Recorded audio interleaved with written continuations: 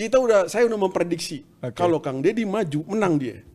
Oke, terus satu itu. Satu itu ya. Teman-teman ASN gimana? Nah, saya bilang, maka siap-siaplah kalian dalam tekanan.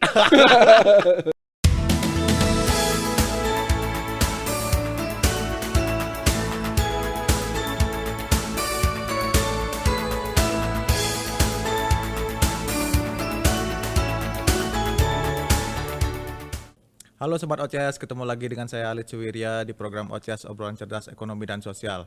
Hari ini berbeda dengan biasanya saya cuma punya satu narasumber. Hari ini saya kedatangan dua narasumber dari generasi yang berbeda. Ada Bang Lian Lubis dan Bro Kavi. Halo, selamat siang Bang. Selamat siang. Nah, jadi ini dua narasumber hari ini kita mau ngobrolin politik di Jawa Barat, karena dua narasumber saya ini cukup Orang Jawa Barat.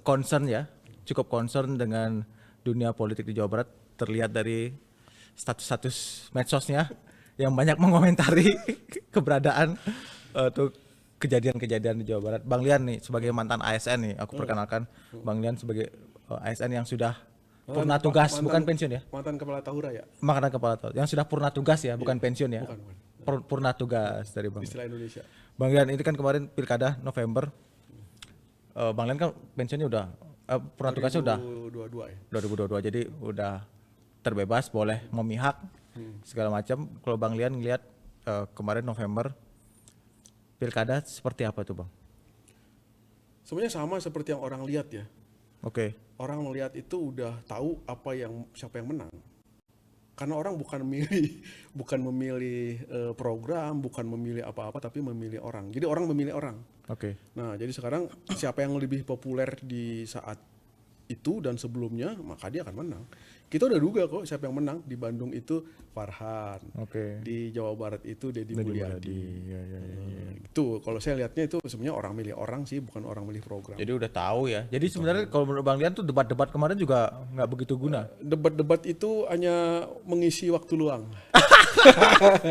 Jadi biar ada kelihatan kayak demokrasi, maka debat-debat sedikit. Oh gitu. Jadi itu mengisi waktu luang aja. Mengisi waktu luang. Kegunaannya itu ya. Menuju pencoblosan. Jadi kayak pemanasan agar rame dan pencoblosan itu jadi orang ke TPS ya, gitu kurang lebih gitu, ya. dan orang pengen lihat. Gitu. Jadi yang punya kepentingan itu sebenarnya KPU ya.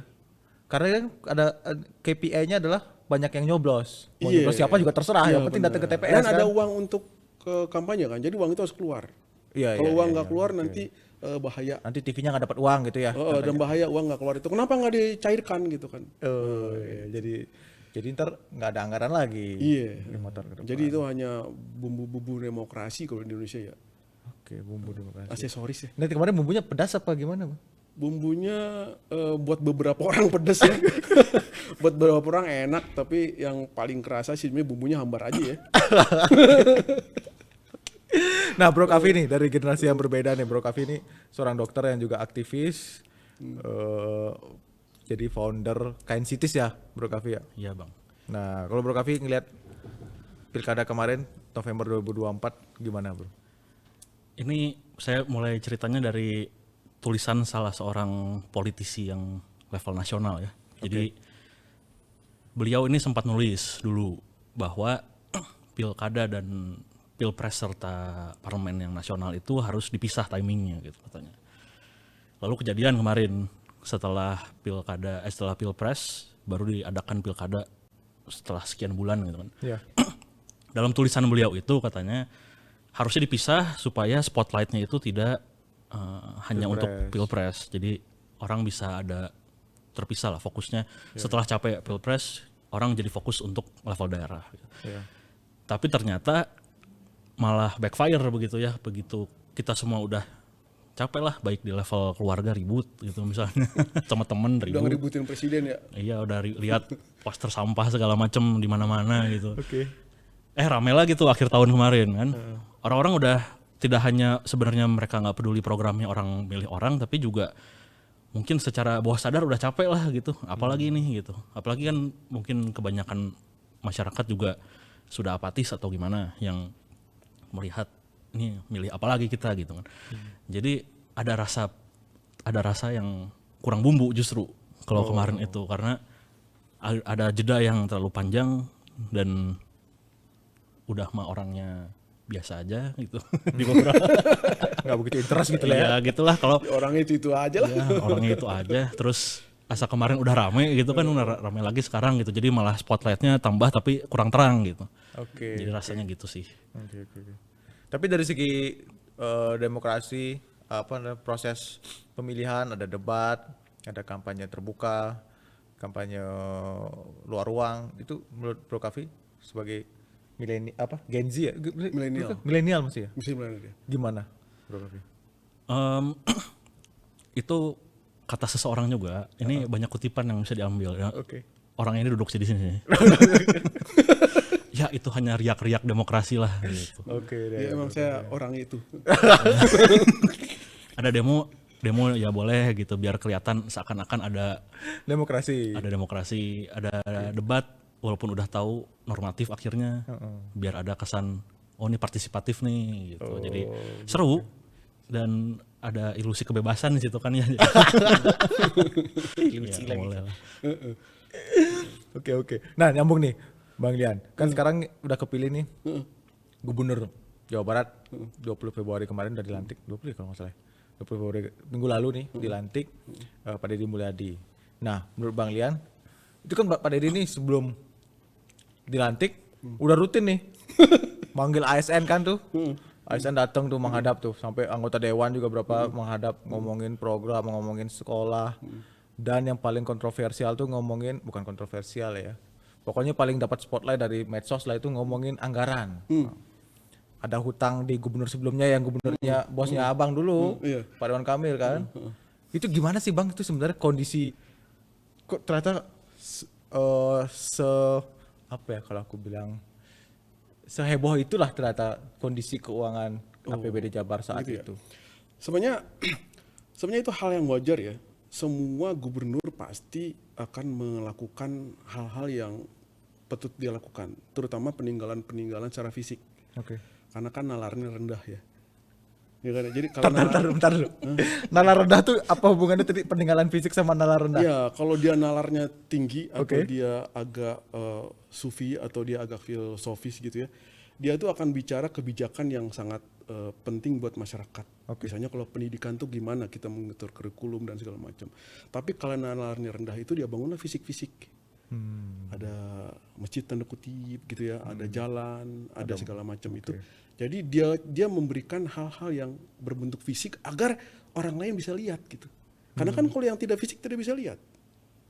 Nah, jadi itu untuk orang-orang yang bernalar rendah ketika dia menjadi gubernur, maka dia akan mengejar bentuk-bentuk fisik. Nah, uang itu ada. Uang itu disepakati oleh DPR dan segala macam. Nah, kenapa itu seperti bisa anggaran sebesar itu? Itu kesepakatan dengan DPR juga kok.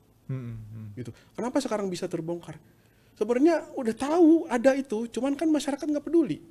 Nah, begitu Kang Deddy membongkar, wah gitu ya. Sebenarnya udah tertulis di APBD itu, cuman kan kita nggak pernah bongkar. Dan siapa yang sih mau bongkar-bongkar APBD, ngulik satu-satu gitu ya. Nah, tapi kalau ada yang peduli waktu itu pasti ketahuan. Nah, sekarang Kang Deddy baca ya dikasih tahu. Jadi Kang Deddy itu hanya menyampaikan hal yang sudah tertulis bertahun-tahun yang tidak pernah dibaca oleh orang. Kemudian dia sampaikan gitu. Nah, itu hal yang wajar. Ada hutang di sana, ada pemborosan tanda kutip, ada penggunaan anggaran yang tidak tepat gitu ya. Karena kan nggak pernah nanya sama manusia lain. Misalnya gini, saya di Antapani nih atau di Arca Manik oleh wali kota Bandung, kalian perlu apa sih? Nggak pernah nanya. Ya, tahu-tahu dibikin aja apa segala macam. Yang menurut dia itu, oh ini asik nih, bikinin aja gitu kan. Jadi nggak pernah nanya sama warganya dan segala macam, kemudian dia buatlah kebijakan itu ditalar gitu ya. Ditalar, dinalar gitu, diterawang. Karena penerawangannya rendah, maka yang muncul itu fisik akhirnya. Gitu. Jadi yang menerawang itu ya ini aja ya, atas orang-orang atas itu ya. PNS yang suruh menerawang juga. PNS juga disuruh menerawang. Iya, kayak aku pernah disuruh menerawang. Apa diterawang? Ya, Contoh nih Bang. Nih, Apa yang mau diterawang katanya, dulu? Bang Lian katanya coba diterawang itu, bukan diterawang, coba pikirin tahura itu mau bagaimana gitu kan ya. Aku bilang kalau mau pikirin tahura itu harus ada tenaga ahli yang lain. Kan tahura itu di bawah ITB, bawah UI, di bawah ITB, bawah IPB, sama Unpad. Tahura itu di bawah 3 perguruan tinggi itu loh, di Kepresnya ya. Nah itu harus diundang kan bicara, tapi nggak bisa diundang. Jadi aku suruh menerawang. Maka aku bilang, kita perlu gerbang gitu kan ya. Siapa yang bilang perlu gerbang? Gitu kan. Abangnya sendiri ya. Gue bilang perlu gerbang, kenapa perlu gerbang? Karena gue pengen menghormati yang namanya Bapak Masudi yang telah berjuang begitu besar kepada Tahura. Maka aku bikinlah gerbang Masudi. Itu abangnya sendiri. Aku yang membuat penghormatan kepada beliau, Oke. ya kan? Sebagai warga Jawa Barat kan. Oke. Nah itu penerawan aku. Penerawangnya Kemudian abang. terimalah oleh orang-orang kan ya. Wah Bang Lian hebat, bisa membuat gerbang ini kan. Padahal aku menerawang karena aku ingin berterima kasih pada dia gitu kan ya. Tapi secara akademis itu apakah itu perlu? Itu nggak ada. Nggak tahu. Nggak tahu. Karena ada anggaran, makanya gue harus buat gitu kan. Oke. Nah kemudian Pak RK lihat, wah keren juga nih, katanya. Bisa juga nih mendesain, oh bisa, gue kan arsitek juga gitu kan. Nah jadi penerawangan itu dilakukan oleh banyak ASN tanpa melibatkan orang lain, kebanyakan ya. Mungkin ada yang tidak, ada yang juga ikut melibatkan orang lain, gue nggak tahu. Tapi yang paling sering saya dengar itu, yang paling sering saya lihat teman-teman saya itu menerawang. Tapi kan ada tim itu bang. Tim TAP. TAP yang TAP yang menerawang buat dia sendiri. Oh, nah itu maksudnya gimana? Makanya Kang Didi marah. Menerawang buat dia sendiri itu maksudnya Buat gimana? tim dia sendiri. Kepentingannya dia. Iya, misalnya nih contoh lagi nih, Tahura juga nih ya. Contoh Tahura lagi nih, karena gue cuma di situ geraknya. Ada terawangan TAP Ada juga? terawangannya. Nah, waktu aku di sana itu, aku protes tuh. Ada desa yang bikin jalan di hutan di kota. Oke. Di hutan. Di hutan bikin jalan. Beton-beton. Oke. Nah, TAP menerawang harus bikin jalan. Jadi dibikin jalan di beton di tengah hutan tuh. Kan itu terawangan dia. Oke. Dia bukan biolog, gue biolog. Iya. Sebagai biolog penerawangan gue lebih bagus dong, ya kan, karena nggak Untuk boleh hal itu. nggak boleh di beton, Iya. karena itu lalu lintas air, lalu lintas hewan segala macam ya. Tapi karena TAP ini menerawang duit, maka duit bagaimana diterawang biar bisa keluar? Fisik beton. dong, nah nalarnya rendah kan, gitu bos. Ini udah Semakin panas ya. dekat jurang ini Gue kita. deket, gue sama-sama kayak Dedi. Tapi Pak Deddy juga Gini. jurang banget kan. Oh, kita sekalian aja ikut ya. Iya, gue ikut Kang Dedi nih, gue terawang semuanya. Kalau Bro Kavi lihat gimana Bro Kavi itu langkah Pak Deddy Mulyadi yang sangat aktif ya menjelang pelantikan waktu itu, membongkar-bongkar Ya, bukan APBD aib ya? bukan aib ya, membongkar-bongkar masa lalu lah, bongkar-bongkar masa lalu yang tertinggal di APBD yang akan dilaksanakan oleh dia gitu kan ya. berhati-hati aja sih kayaknya mah ya. Jadi menurut saya gejala yang lagi rame di seluruh dunia gitu di segala bidang adalah dua itu sih Kang. Jadi yang pertama adalah performatif gitu ya, langkah performatif. Jadi pengen bikin yang bombastis, yang kapelem lah gitu kan. Dan itu yang nggak cuma di politisi atau di sini, tapi di akademia juga, di negara apapun itu yang dicari performatif gitu. Termasuk aktivisme juga kan pengennya yang nyiram cat ke lukisan gitu kan, jadi tanpa memecahkan isunya gitu dah. Hal-hal performatif kayak gitulah yang gampang jadi jebakan. Dan kita juga ada lihat di politisi yang udah lah gitu kan, marah depan umum gitu, tendang kayak tenggelamkan gitu, gaya banget gitu. Jadi tapi secara soft infrastrukturnya tuh nggak dibetulin gitu. Dan kedua, gejalanya juga yang saya lihat adalah ya tadi menggunakan hal yang tangible, yang nyata, yang fisik untuk seakan-akan itu sudah bekerja gitu. Toh misalnya di kesehatan juga, misalnya ngasih alat untuk nuklir medicine sekian miliar ditaruh di rumah sakit ini. Itu siapa yang pakai, SOP-nya gimana, dapat rujukan dari mana, itu karena kerja yang kayak gitu nggak kelihatan, jadi nggak dikerjain gitu kan. Sementara untuk pengadaan kan gampang, untuk kelihatan sekian M, naruh makasih peresmian. Iya. Dan itu yang gejala yang dan jebakan yang mudah menangkap para calon-calon pemimpin kita nanti begitu. Nah kalau ngelihat dari yang kayaknya udah kelihatan sedikit sih ada tendensi kayaknya mah bisa jadi takutnya ke situ. Padahal kita punya kepercayaan ya ke beliau mah gitu kan. Tapi ya itulah gitu sih Kang. Jadi ada tendensi takutnya nanti cuma jadi pengadaan Ya, itu ya. karena pengadaan itu kan saya juga termasuk panitia pengadaan ya. Apa sih yang nggak diadakan? Bulan tuh bisa kita adakan. Kalau ada di Kalau ada anggarannya. Kalau ada katalog juga ya. Kalau dari katalog tuh bulan bisa kita adakan gitu ya. Karena jadi siapapun bisa kita adakan. Jadi begitu dahsyatnya itu pengadaan itu gitu. Oke. Jadi memang banyak di pemerintah itu yang fisik itu ya, nggak cuma bangunan tapi pengadaan barang apa yang Ya, walaupun karena penggunaannya kita nggak tahu, SOP nanti penggunaan siapa. Karena masih bermain di latar nalar yang sangat rendah, jadi harus fisik yang kelihatan. Gitu. Nah kalau yang pemborosan bang, apa benar seheboh itu? Pemborosan? Ada tuh apa? Salah satu dinas itu yang dibilang Lampu. alat listrik 5 miliar satu gedung gitu. Nah, Gila, 1 gedung 5 miliar alat itu- listriknya doang. itu perlu diperhatiin ya, apakah benar seperti itu atau tidak. Iya, ya. iya. Nah, tapi kalau pemborosan harus lihat gimana perspektifnya ya. Misalnya begini, Aljabar misalnya ya. 45 miliar per tahun untuk pemeliharaan. Pemeliharaan. Kalau dari sisi religiusnya nggak pemborosan. Ya. Ya kan ya? Kita untuk mengagungkan Tuhan nggak apa-apa dong keluar uang seperti itu. Betul. Misalnya gitu kan ya. Tapi kalau dari sisi anggaran masih ada yang perlu dibicarakan yang lain gitu kan, ditempatkan yang lain. Jadi dari sisi manusia antar manusia boros tuh bos gitu kan ya. Nah jadi tergantung perspektifnya sebenarnya boros nggak boros. Oh itu. kalau boros nggak boros tergantung perspektif. Perspektifnya tergantung kesepakatan bersama sebenarnya. Iya. Tapi kalau fiktif sama nggak fiktif itu beda lagi ya. Ah itu nyata itu. Itu nyata ya? Nyata itu. Itu bukan perspektif ya, bukan? Bukan perspektif, nyata. Misalnya beli minyak ini aku minyaknya diperiksa bensin gitu ya. Pertamina lagi heboh ya. Itu mungkin nyata. Itu nyata ya. Kalau yang boros itu perspektif. Perspektif. Oke. Oh benar juga nih apa? Iya bener. Bisa ngeles juga nih ASN itu. Iya, ASN paling jago ngeles. Kang Deddy hati-hati nih. Ditanya bisa jago ngeles. Nah terus Bang, kalau ASN teman-teman abang ada gosip nggak nih Kak Deddy Mulyadi lagi heboh gitu? Teman-teman ASN yang masih gua udah bilang abang kontak, dari jauh-jauh hari ya. gimana? Saya udah memprediksi kalau Kang Deddy maju menang dia.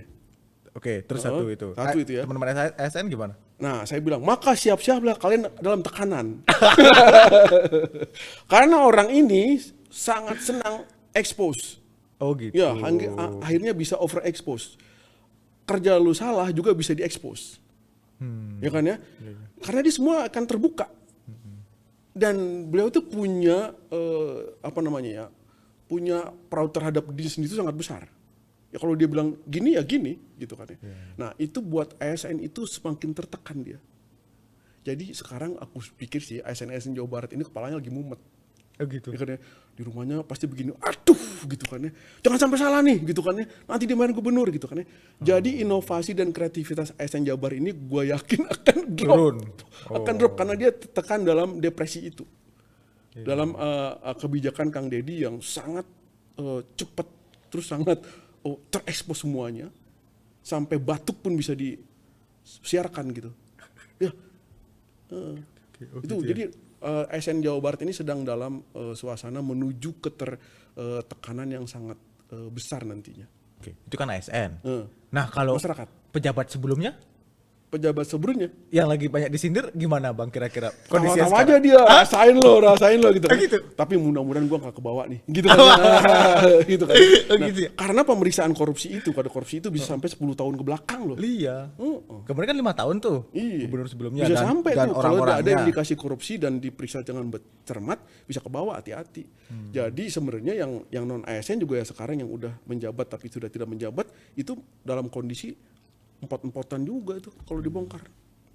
Tapi kan kalau pemborosan bisa tadi perspektif. Perspektif, Yang nanti Abang bilang publik yang kan. bicara tuh. Iya, yang Abang bilang kan, kalau Iya. dibilang yang kecuali fiktif. Iya, Kalau pemborosan kan perspektif ini kan buat ibadah. Iya, beda. 100 miliar pun Nggak boleh. Nggak bisa diskusikan itu. Iya kan bener kan?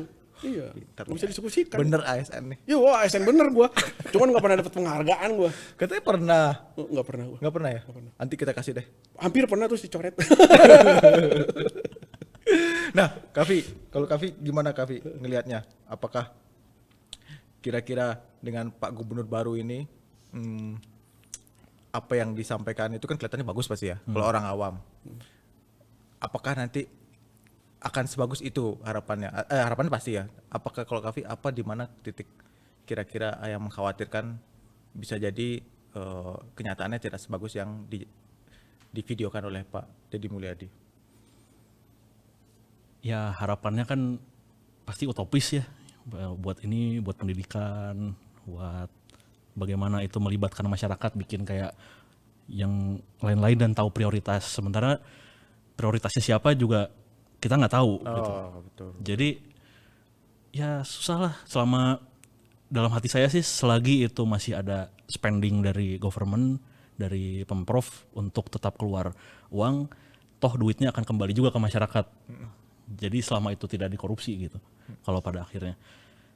Dan kalau kepercayaan saya sih dalam pembangunan provinsi atau kota bakal ada keseimbangannya sendiri gitu. Kalau misalnya dia duitnya ke sini banyak, kalau selama duitnya sudah keluar, nanti bakal ada yang memperbaiki lah di sini ujung-ujungnya gitu. Jadinya istilahnya tuh sporadis dan insurgen gitu kan.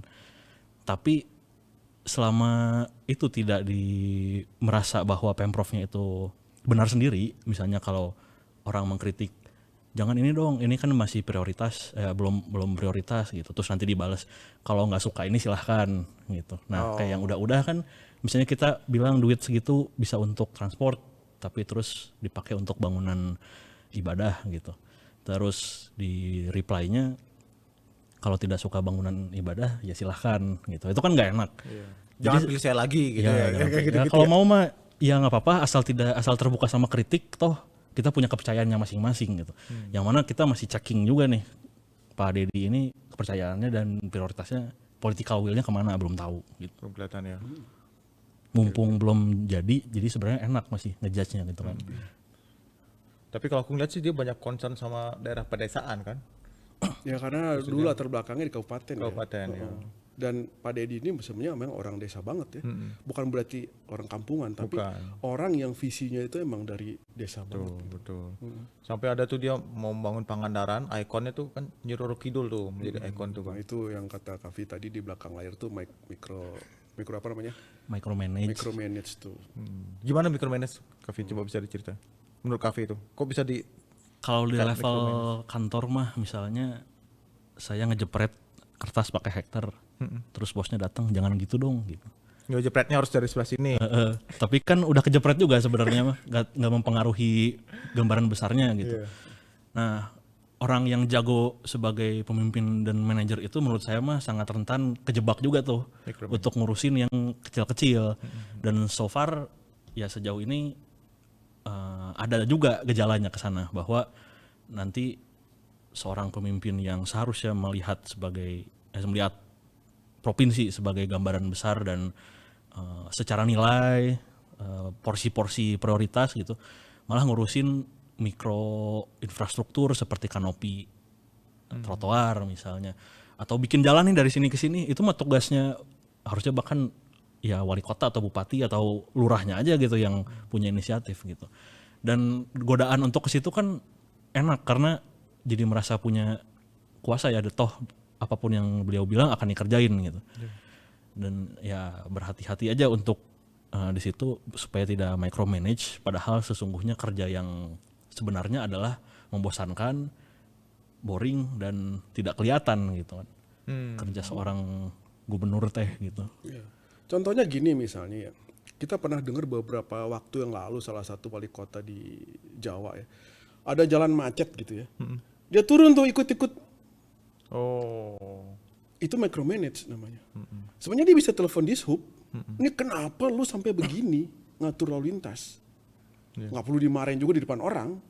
Nah itu dievaluasi gimana dia itu, gimana melakukan rekayasa lalu lintas kayak bekerja sama dengan polisi, nggak langsung turun ke jalan. Nah saya khawatir nih Kang Deddy misalnya, Kang Deddy kan gampang jatuh hati ya, jatuh kasihan, jatuh iba ya. Nanti pas dia lagi naik mobil, tahu-tahu ada pengemis yang susah gitu, dia turun tuh. Kan udah kemarin sering. Nah diturun diapain gitu kan? Digendong. Emang itu membangun simpati, tapi capek lama-lama. Berapa pengemis yang harus digendong? Iya. Nah, kan, Betul. berarti kan pengemis yang lain nggak adil dong kalau nggak digendong. Nah jadi harus ada kebijakan dari dari dinas sosialnya itu apa nih? Panggil kadisnya, Pak Kadis ini kenapa banyak orang di situ gini gitu kan. Nah kebijakan makronya itu dipikirin. Mikronya itu mah urusan sampai ke lurah desa aja, lurah kecamatan aja itu udah jalan. Nah kalau nggak jalan tegur lah itu si wali kotanya. Jadi jangan overexpose juga untuk hal-hal yang sangat kecil gitu. Gitu sih kalau itu yang maksud Kaf itu, hati-hati dengan Salah fokus. Salah fokus di situ ya. Karena itu nanti akan bosan juga dilihat orang. Ya kan? Dan nggak produktif juga. Ya itu kan kayak audisi terus. Kayak audisi dong, gue kayak gini. Jadi orang udah tahu. Itu hati-hati itu. Berarti sebenarnya ini Pak, jangan takut kelihatan nggak kerja. Nah itu, nggak apa-apa di kantor aja, nggak usah terekspos, tapi beresin semuanya. Toh produk birokrasi dan rencana aksi segala macam itu membosankan emang kok gitu. Tapi perlu. Duduk di belakang meja bekerja dengan benar itu jauh lebih bagus hasilnya ketimbang terjun di lapangan yang mengerjakan hal yang kecil. Kalau untuk tingkat gubernur dan wali kota ya, itu. Jadi gue bukan anti belusukan untuk cek aja, untuk validasi, tapi bukan untuk suatu kebijakan yang besar gitu. Karena yang kebusukan akhirnya jadi busuk sekarang. Belusukan Dulu belusukan jadi sekarang busuk. Jadi busuk. Iya. Waduh. Luar biasa. Inisialnya apa dong? Nggak usah lah itu. Oke. Nah, Bang, terus kalau dibandingin sama gubernur sebelumnya, kira-kira apa yang akan berbeda di Jawa Barat 5 tahun ke depan? Kalau Abang lihat nih, kan Abang sangat berpengalaman nih. Yang pertama pasti kebijakan itu akan transparan, akan terekspos. Kebijakan akan dulu juga terekspos. Oh enggak juga sih. Enggak ya? Enggak juga. Dulu itu pengangkatan suatu kepala dinas atau suatu kepala unit itu ya, itu bisa ditunjuk saja. Aku buktinya kok. Ditunjuk? Ya, ditelepon. Emang harusnya gimana? Ditelepon. Tolong tuh itu ya ganti ya itu ya dengan ini. Aku depan aku itu. Gitu. Emang seharusnya gimana harusnya? Diseleksi dengan benar. Gitu ada ya. seleksinya? Ada dong. Ada kompetensi segala macam segala macam. Apa yang ngerjain dinas apa? Ada BKD ya harusnya yang ngerjain. BKD dengan BPSDM. Itu nih orang ini pantasnya di sini, orang ini pasnya di sini. Baru dibawa ke meja gubernur. Iya. Nah, gua dari biologi ya, dulu ya, dimasukin ke Dishub. Oh iya, dulu Abang jembatan timbang teh ya. Iya, kan gak ada kompetensinya, tapi karena gue pinter beres kan ya.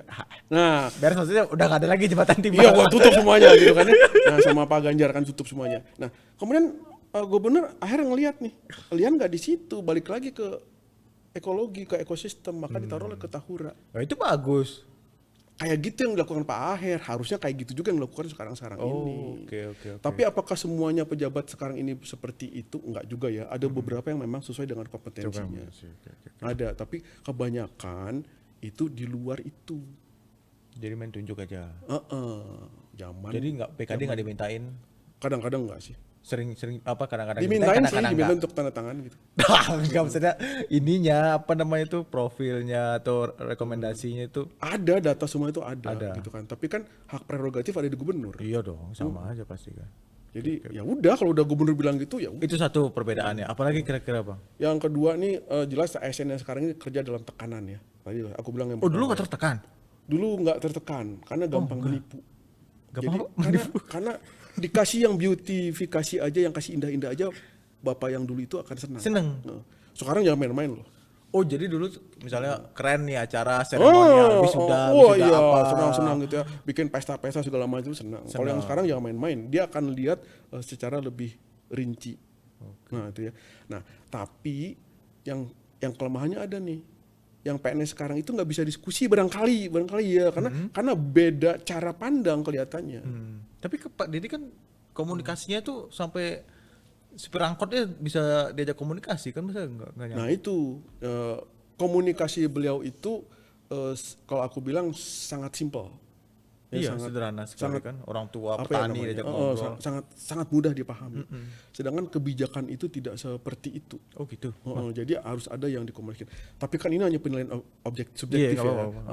Kita nggak tahu kan masih ada 360 hari dikali 5. Iya. Ini baru seminggu nih. Iya, barangkali Pak Deddy yang aku nggak tahu ternyata pinter banget kan. Iya. Wah gitu. Tapi sekarang kan gua sangat optimis ya ngelihat Pak Deddy ini kayaknya bisa nih ngeberesin beberapa hal gitu kan ya. Tadi tuh mah cuman wanti-wanti aja. Pak hati-hati Pak gitu kan ya. Jangan overexpose. Terus jangan hal yang micromanage itu. Bicara yang lebih besar, yang substantif segala macam. Cuman ingat warning dari warga Jawa Barat aja sih. Tidak ada tendensi apa-apa sebenarnya.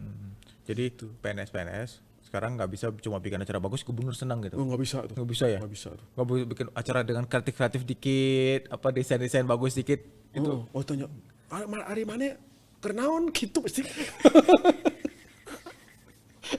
Iya, dia juga bilang tuh kalau ada peresmian pakai nasi timbal aja kan. Nah, berarti kan Gak usah pakai IO, gak usah pakai iya. nasi timbal aja. Jadi ada hal yang sederhanakan dalam birokrasi dan itu akan terjadi kegambangan birokrasi. Masa sih gitu kan ya? Masa sih gitu kan? Jadi ada beberapa yang dipenggal-penggal oleh Kang Deddy itu kayaknya nggak pantas ya. Iya, makanya anggaran potong-potong Nah dulu. itu jadi ada beberapa yang diefisiensikan. Nah, Hobi- aku mau nanya nih sama Kavi nih. Maaf nih Bang ya, aku nanya sama Kavi. Ini kan anggaran ada di efisiensi. Sedangkan ini berbeda sama yang di APBN. Kalau di APBN di efisiensi jelas untuk makan bergizi gratis sama kedanantara gitu kan informasinya. Kalau di Jawa Baratnya APBD anggaran di efisiensi itu untuk program yang lain. Yang aku dengar terakhir itu buat pendidikan misalnya bangun kelas misalnya.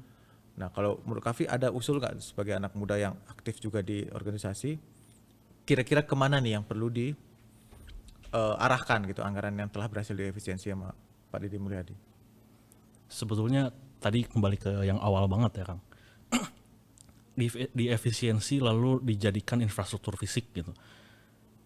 Itu kan kelihatan gampang kerja gitu. Iya. Ya saya juga setuju ketika banyak tempat yang aksesnya belum oke lah gitu, belum aksesibel, terus gedungnya kurang baik dan rawan runtuh gitu ya, itu jelas itu perlu Jadi sekali. sekolah kelas berapa ratus kelas atau berapa ribu kelas tuh kemarin?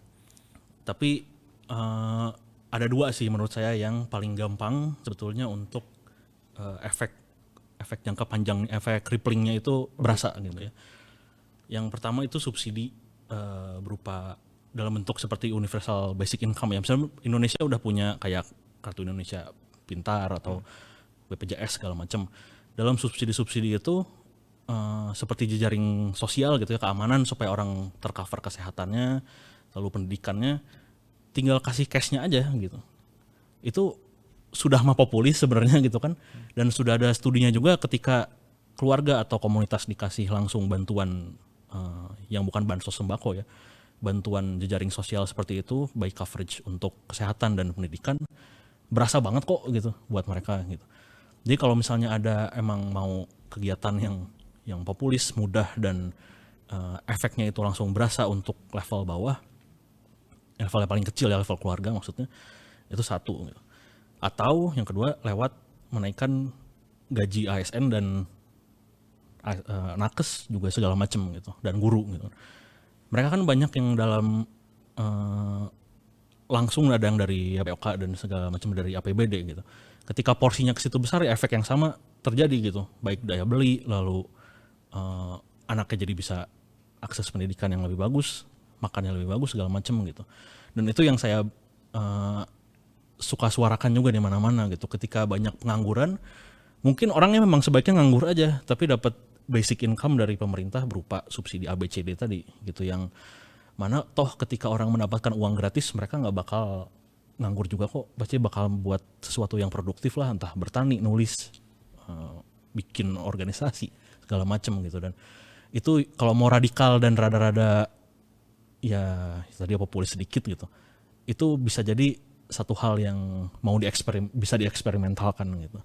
Oke, mungkin saya bisa bilang nanti bikin ya bus rapid transit di Bandung lalu di kota-kota itu, tapi ya mungkin ada yang lebih fundamental dari itu, daripada misalnya membuat prioritas-prioritas untuk bangunan-bangunan fisik. Mungkin kita mesti mundur lagi dan mensejahterakan orangnya dulu lah secara langsung, daripada kita buat sesuatu yang fisikal tapi siapa juga yang pakai kalau orang yang nggak ngerti atau orangnya bodoh gitu.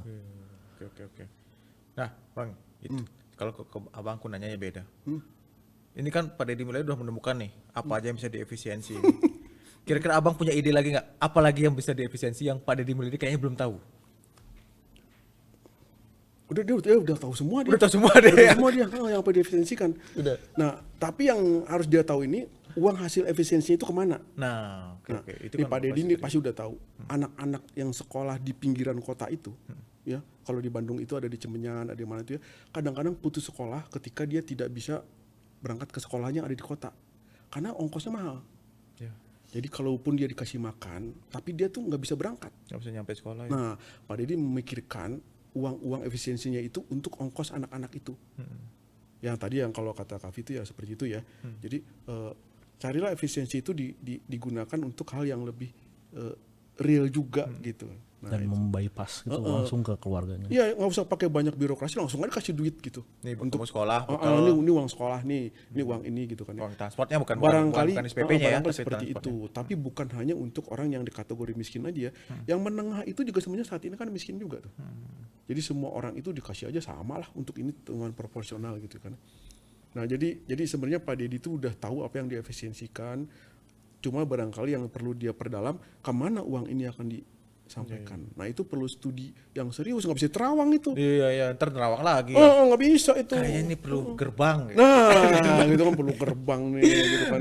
Coba misalnya di Jalan Dago ada gerbang kayak Ada gitu. gerbang gitu. Buat Kan ada apa gerbang sih? tuh ya? Ya buat apa sih? Belanda-Belandaan gitu ya. Ke Eropa-Eropaan gitu Eropa-Eropaan. Apa sih gitu kan? Di Ada macannya. Iya, di terus gedung kadang-kadang sate. jatuh macannya kalau hujan gede kan. Gedung sate yang tadinya desainnya Belanda punya gitu ya. Tiba-tiba jadi Eropa gitu, tiba-tiba jadi Amerika, ada itunya gitu. Di blending sama Ridwan Kamil gitu kan. Jadi hal-hal yang seperti itu. Itu hasil terawangan juga itu semua ya. Terawangan itu. Mana ada studinya kan. Ada studinya, pinter-pinternya dia aja gitu kan. Nah Pak Deddy jangan melakukan itu karena harus bicara dengan banyak pihak, terutama orang-orang yang pinter menerawang secara akademis ya. Secara akademis. Oke. Dan tokoh-tokoh yang bisa menerawang secara sosial. Rakyat ini perlu ini Pak. Itu kan ya. Masa Abang nggak ada ide Bang yang bisa diefisiensi lagi? Yang bisa diefisiensikan lagi. Yang pertama itu kalau aku sih bilang pemerintah nggak boleh efisiensi, Bukan, maksudnya yang pemborosan bukan efisiensi, pemborosan. Yang menurut Abang boros, pemborosan. iya. Apa sih yang menurut Abang pemborosan selama ini? Yang pemborosan itu ya pertama tuh perjalanan dinas ya. Oh, perjalanan dinas. Perjalanan dinas itu artinya tuh gini, perjalanan dinas itu seringkali nggak perlu berjalan tapi dia berjalan. itu yang harus diteliti oleh Kang Deddy. Kenapa sih lu dinas mulu pergi gitu? Kenapa sih lu dinas mulu pergi ke sampai 40 hari dalam sebulan gitu kan? Oh, lewat dong. Ada yang gitu harus mengembalikan 10 hari. Gimana 30 hari dalam sebulan? Ada 25 hari, udah 20 hari kerja, tapi perginya 35 hari, itu ada sering terjadi. Gimana? Wah ini ajaib itu makanya. Nah jadi perjalanan dinas itulah yang harus pertama kali diefisiensikan. Ya kan? Itu bukan efisiensi berartinya dikurangi, bukan, tapi dicermati. Iya, dipindahin nanti ke yang lain. Karena perjalanan dinas itu diperlukan juga untuk menghidupkan ekonomi di sekitar situ gitu loh. Jadi, pemerintah tuh nggak boleh hemat kalau aku bilang. Karena kalau dia hemat, maka rakyatnya akan sengsara. Bukan hemat, tepat sasaran. Maka pemerintah itu punya pepatah yang kebalik, hemat pangkal miskin. Semakin hemat pemerintahnya, maka semakin miskin rakyatnya. Nah, misalnya contohnya gini. Aku pernah punya di Tahura itu ada 5 mobil. Dihemat-hemat nih sama bendahara. Nggak dipakai-pakai gitu? Iya. Pakai Terus jarang. jangan sampai rusak. Sementara ada anggarannya kan. Untuk perbaikan? Ada mobil nggak ada yang rusak nih, tolong ditabrakin, gue bilang gitu kan. Kan pada bingung ya, kenapa ditabrakin? Ada dana kita nih harus dipakai untuk nabrakin mobil. Karena mobilnya nggak pernah nabrak. Karena nabrak, maka bengkel akan jadi sejahtera. Dapat order bengkel. Bengkel dapat order, dan tenaga kita yang nganterin mobil itu juga dapat uang saku. Nah jadi di situ ya berbedanya pandangan gue terhadap efisiensi dan pemborosan ya. Ketika itu ada dananya jangan dikurangin. Kenapa? Karena kalau itu dikurangin, yang lain nggak bergerak. Nah, dulu teman-teman anak-anak buahku tuh pada ketawa tuh, mobil kok mulus-mulus, tolong diserempetin gitu kan, kemana kayak gitu kan, nanti diituin gitu kan, dibengkelin gitu kan ya, terus tapi perjalanan dinas aku larang terus semuanya, kecuali penting banget gitu. Nah jadi lu tahu dong mau dinas kemana? Ada kan pertemuan Tahura kan ada ke Jakarta ada segala macam. Kalau nggak ya pakai Zoom aja gitu kan. Kalau nggak usah berangkat lah, juga nggak ngomong di sono. Minta kesimpulannya aja lah. Iya kan saya juga nggak ngomong. Ya kan cuma diem gitu kan, itu tanda tangan, ngapain juga hadir loh. Nah gitu ya, kalau mau hadir nggak? Mau hadir. Ngomong apa nanti? Kalau nggak ngomong jangan berangkat. Nah itu maksud itu ya. Itu yang dipentingkan oleh Kang Deddy, bagaimana mengatur itu semua. Kepala dinas harus punya juklak atau petunjuk teknis. Kalau rapat tuh harus ngomongnya ini gitu. Kalau nggak ada nggak mau ngomong, kalau nggak mau ngomong jangan ngapain datang gitu kan. Kalau nggak ada kebijakan, nggak ada. Cuma itu banyak ya. Banyak banget. Banyak banget tuh ya acara. Udah ngomong salah lagi. Nah itu pemborosan itu. Nanya salah lagi. Nah pertanyaan bodoh oleh ASN itu nggak boleh dikeluarkan, itu pemborosan. Kenapa dia pemborosan? Karena dia bertanya secara bodoh, kemudian dia ngeborosin uang itu ke sana untuk berjalannya dia gitu. Nah itu Kang Deddy harus mencermati itu dengan amat sangat gitu kan. Jadi bukan mengefisiensikan dinas ini mengurangi ini mengurangi ini, jangan itu. Jangan sampai seperti itu karena barangkali ada yang diperlukan oleh rakyat lain dengan bergeraknya dinas itu. Gitu. Biasa nih. Iya. Nanti gua nyalon presiden Tapi kalau 2027. gitu ada yang lebih boros Pak sebenarnya. Apa tuh? Rapat di hotel itu. Rapat di hotel itu nggak boros karena kalau nggak rapat di hotel nanti hotelnya Hotelnya nggak mati. Nah itu yang Itu mau gimana? didebatin Nah, sedikitnya Pak. tapi boros kalau cuman rapat-rapat doang nggak ada solusinya. Cuman rame-rame doang udah itu karaokean di situ. Yes. Kan ada dangdutan, karaokean setelah rapat kan ada pertemuan ada segala macam gitu. Rapat itu bisa di hotel itu kalau untuk penting-penting banget. Nah, sekarang itu kan rapatnya semua dilaksanakan penting gak penting dicelanakan. Nah, substansi rapat itu yang dipertimbangkan biar nggak boros. Tapi kalau misalnya hotel itu kurang pendukung pendatangnya dan bisa tutup kalau misalnya pemerintah nggak rapat di situ, berarti dari awal bisnis modelnya jelek dong Pak. Ya jelek. Berarti seharusnya emang nggak usah ada dong hotel itu. Udah mah ada Iya, dampak. kenapa dikasih izin dia gitu? Karena diizin untuk menangkap. Kan biar dalamnya bolak-balik. Iya, gitu. bolak-balik. Makanya si pemerintah yang si pemberi izin itu, pemerintah yang pemberi izin itu mencermati. Ini hotel lu perlu nggak sih? Konsumennya dari mana? Gitu karena jangan dari APBD terus. Karena lu dari APBD terus kalau gue stop APBD lu mati kan. Hotel lu nggak boleh berdiri. Yes. Nah itu gubernur atau wali kota bisa ngeliat itu. Moratorium dulu. Jangan melihat izinnya aja, izin keluar gitu. Tapi lu hidup nggak gitu kan? Jangan-jangan hidupnya cuma dari rapat-rapat nih. Itu hotel-hotel yang banyak rapat tutup aja, karena dia nggak kreatif. Gitu. Oke. Nah, makanya gua nggak mau bikin hotel. Karena nanti ngundang-undangin orang yang rapat teman-teman sendiri. Jadi gua nggak bersaing gitu kan ya. Nah, itu aku punya usul satu lagi nih. Apa tuh? Ini usul yang bisa yang menurut perspektif aku tuh pemborosan. Iya. Itu beli award, Bang. Berapa? Beli award. Bang bisa nggak Beli tahu. penghargaan. Beli penghargaan. Oh iya. Itu kan ada, Bang. Mau dapat penghargaan ini bayar berapa? Betul. Sponsorin itu. dulu acaranya terus dapat Betul. penghargaan. Nah, itu. Tahura dulu sering banget ditawarin penghargaan. Pasti kan? Tawarin. Enggak, aku nggak ngomong abang, pasti banyak yang ngambil kan. Teman-teman ada Ambil dong, ada yang kan itu ngambil dapet kan, enak Enggak, kan. ada yang ngambil. Maksudnya mau menerima penawaran Iya. tuh bayar. Nah itu, Kang Deddy perhatian di situ. Itu kan apa coba? Itu kalau aku ya, ngapain kita Iya, hostnya jadi bayar award. hostnya jadi berpendapat sendiri. Iya, gue dapat satu nih, ini satu doang. Kan aku ditawarin Bang sama teman-teman, lihat bikin award. Iya. Suruh kepala daerah bayar buat award. Aduh, gue gak sehina itu Aneh kan ya? Aneh. Nah. Disuruh bayar dan sponsorin sebuah acara, kita kasih dia award. Iya. Terus ada iklan bareng. Iklan mana? Iklan bareng. Iklan mana gimana? Iklan bareng tuh misalnya dinas ini mengiklankan bareng suatu kegiatan gitu kan ya. Iklan bareng tuh di suatu koran gitu. Itu kan pemborosan. Buat apa iklan bareng? Ada namanya di situ. Iklan bareng tau kan? Jadi Bareng-bareng membuat iklan misalnya. Selamat atas pelantikannya gini-gini. Ada dinas mana tuh banyak. Oh, gitu cuma kan ya. selama doang. Oh, nama doang gitu. Selamat Idul Fitri dinasnya banyak gitu. Bukan kan ya. kegiatan, bukan? Bukan kegiatan gitu. Atau ada selamat pertemuan gini-gini. Ada dinasnya banyak gitu. Nah itu jadi hal-hal Tapi kan itu lumayan Pak, duitnya masuk ke media.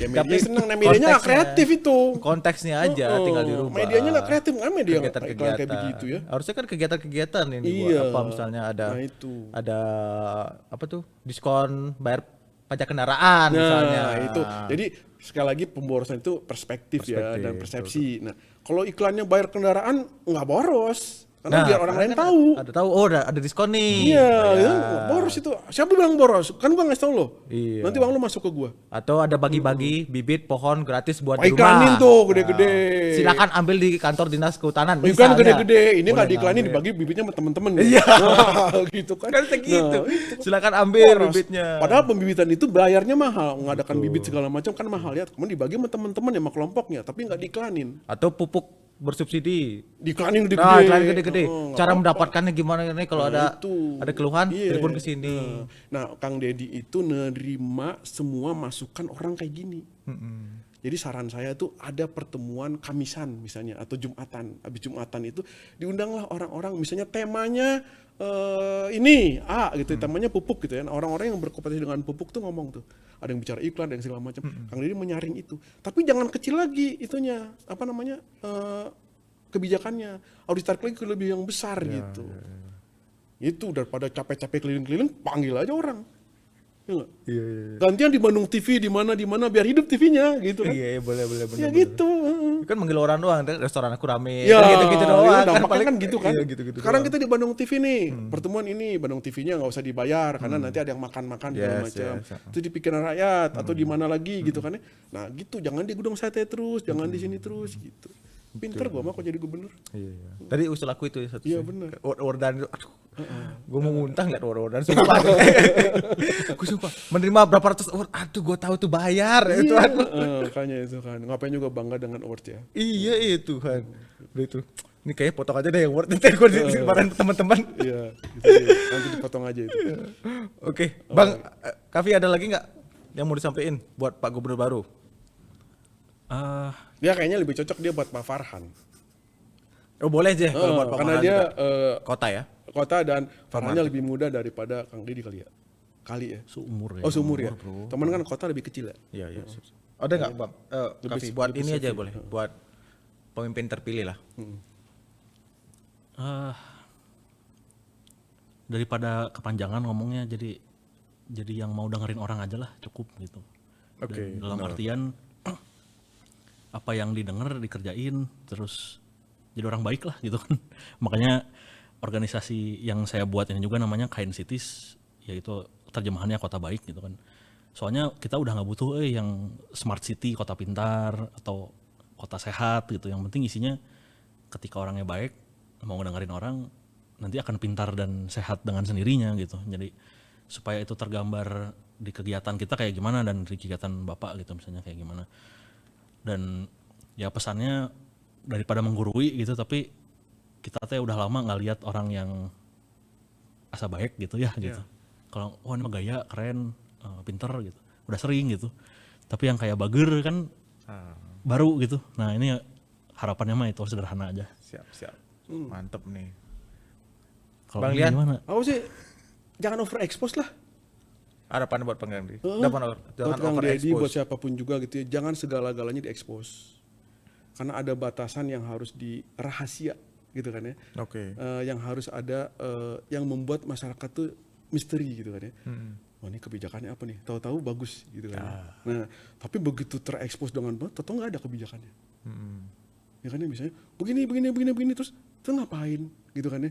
Nah, jadi jangan overexpose karena itu akan membuat tuntutan eksposnya jadi semakin jadi addicted. Oke. Ya kan ya, jadi itu alamiah aja tuh, wajar aja tuh ya. Sering-sering terlihat di TV nanti tiba-tiba hilang terus orang jadi bingung ya. Tapi kalau nggak ada di expose dianya jadi kehilangan gitu. Jadi sakau.